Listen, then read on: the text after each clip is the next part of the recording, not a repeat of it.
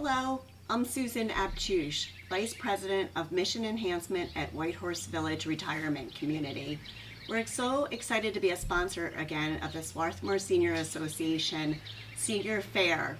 I know circumstances are a little bit different this year, but we're glad to be a sponsor once again. I'm here with Nancy Davis, the president of our Whitehorse Village Residents Council, and I'd like to introduce you to Nancy Davis. Thanks, Nancy. Good morning, everybody, and thanks, Susan.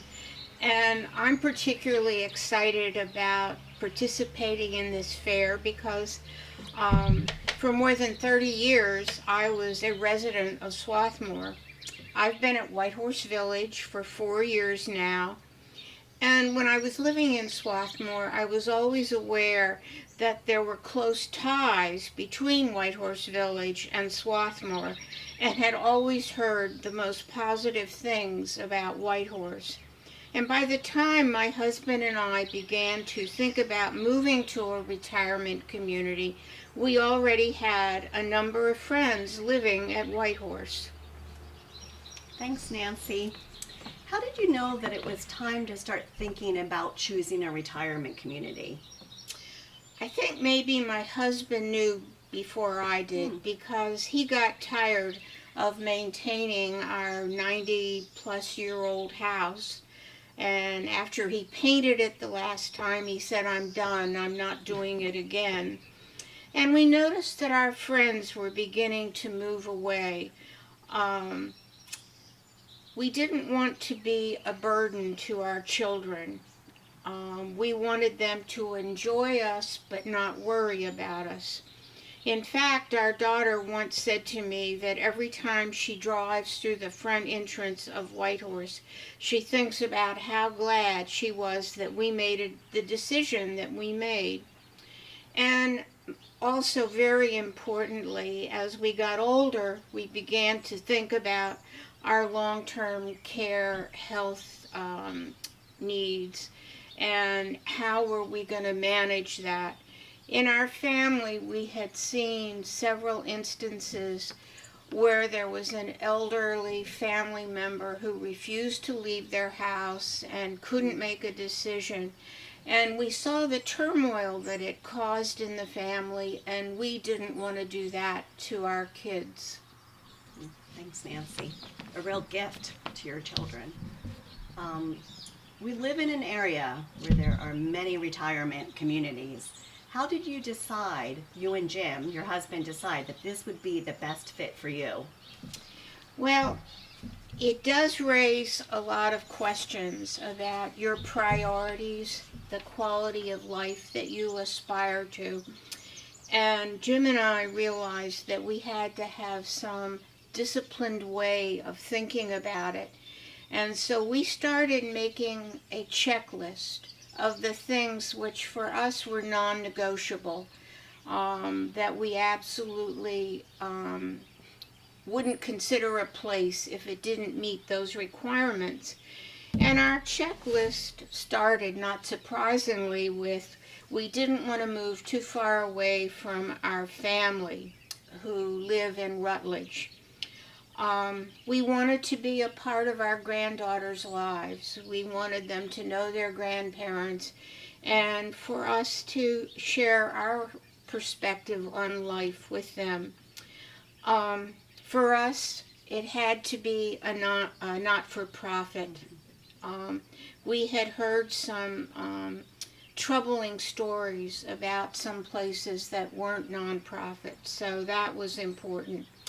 And we wanted a CCRC, which meant we wanted to do this not a bunch of times, but to know that we had a long-term perspective that we would be taken care of. We wanted to be in a well-established community with a good reputation for its management, one that we could count on being financially secure, because you do hear about bankruptcies and whatnot. So that was also important to us. We didn't want to be in a high traffic area. We really wanted to be in a place that was tucked away and to avoid the traffic congestion on Route 1 or Route Right. 3. So that was, my husband didn't want to live in a high rise. It reminded him too much of an office building, so that was on his list.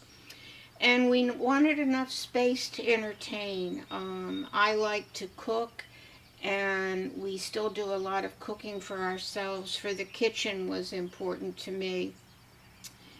We wanted homey, not formal or fussy. And we wanted a place that when we walked in or drove in, we felt like, gee, this is a good fit for us. Does it feel right? And so there's that sort of visceral feeling on top of all the just practical requirements. And so we set out with that list and said, you know, we're going to really try to tick as many of these things off as possible. Thank you. We hear from a lot of prospective residents and residents how much they appreciate our 96-acre community. It's beautiful, but also the friendliness of people. People are so friendly here. How has Whitehorse Village fared during the pandemic? Well, a lot of people ask that question, and we have friends in different retirement communities around, and we sort of share our war stories. But I must say that Whitehorse has done well managing during a difficult situation.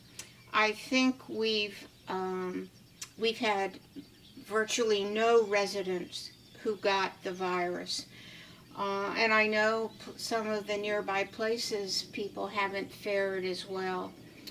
I think it's my personal view that we really benefited from the fact that our CEO had a background in healthcare administration and nursing administration, so that when our medical director and the people in our healthcare units talked about what had to happen, he really understood it because he was able to speak their language. We instituted a community-wide testing program. We've all been tested a couple of times, and I take pride as the president of Resident Council in the fact that we have a very close collaboration between residents and staff. This has been a real joint effort to pull the community through this. The CEO and I are on TV 3 times a week giving updates. Our residents have picked up the slack to help the staff, delivering meals, mail, helping with screening. We have small libraries in all our communities because our library was closed. Excuse me. We created a list of takeout restaurants, and we supported the local businesses, and our residents really liked that. We did a community diary project. We're going to have a time capsule. Our quilters made all the masks for our healthcare workers. So this has been challenging, but I think we're doing okay. Great. And this is not part of the notes, but I think Nancy's being very humble. As the president of the Residents Council, her leadership has been incredible in navigating us through this pandemic. So thank you, Nancy. Thanks, Susan. You're embarrassing. I know. I'm sorry it wasn't part of the script, but I have to say it. I mean, that leadership has been incredible. Why do you encourage friends to think about coming to Whitehorse Village community? Well, I do like to brag about Whitehorse. Me too. But this is a place with a 30-year history. It didn't just get thrown up. And it's proud of its tradition. It is a welcoming and friendly place. Whether you move here already knowing people, or whether you come here from a distance and you don't know anybody, everybody just, welcomes you with open arms and helps you get involved and engaged with community life. Volunteerism is a core value here. We take care of each other. And I think the things I just described about the pandemic are really evidence of that. But we have a lot of initiatives to make sure that people don't feel alone, don't feel isolated. So, and all of that, everything that we do, the library, our newsletter, almost everything that we do is the result of volunteers helping to organize it and make it happen, which means you feel relevant. You feel like you have a purpose. We have wonderful people here with fascinating life stories. You'll never be bored if you move to Whitehorse. You can be as busy as you want to be. There's something for everybody. Gardening, sports, recreation, crafts, quilting, lifelong learning, wine tasting, performing arts programs. There is something for almost everybody's interests. I think that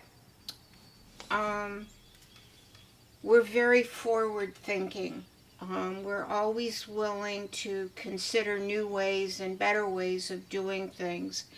A good example of that is the way that we have embraced technology and started using it in a lot more ways.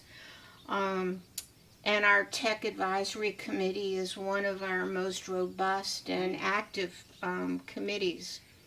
This is a great location, and it's a wonderful sized community.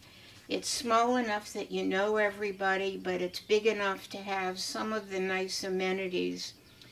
And finally, you don't think about this before you choose a place, but residents have a voice in decision making.